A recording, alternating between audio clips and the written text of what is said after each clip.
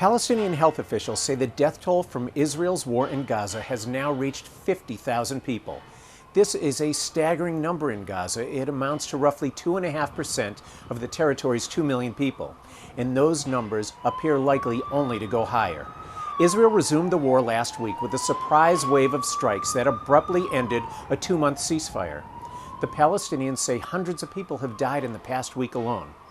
Israel says it's targeting Hamas militants and installations, and one of those killed on Sunday was a well-known Hamas leader, but hospital officials say that scores of women and children are also among the dead.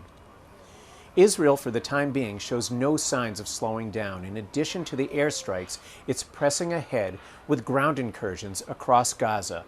These operations have been accompanied by new orders for people to evacuate. In many cases, these are people who only recently returned to the rubble of their former homes during the ceasefire. Israel also says it has formed a new administration to help Gaza Palestinians leave the territory. That is part of President Donald Trump's controversial plan to empty the territory of its Palestinian population and have the U.S. take ownership. The renewal of the war has prompted mass demonstrations in Israel. Tens of thousands of people have taken to the streets in recent days, and among their concerns is that this renewed fighting could threaten the safety of hostages still in Gaza.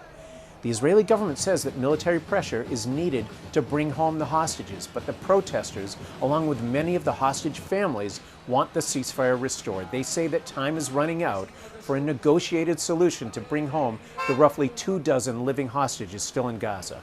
The war has also threatened to reignite fighting across the region. On Saturday, Israel struck targets in Lebanon in response to a barrage of rocket fire. And early Sunday, the Houthi militant group in Yemen launched another long-range missile at Israel.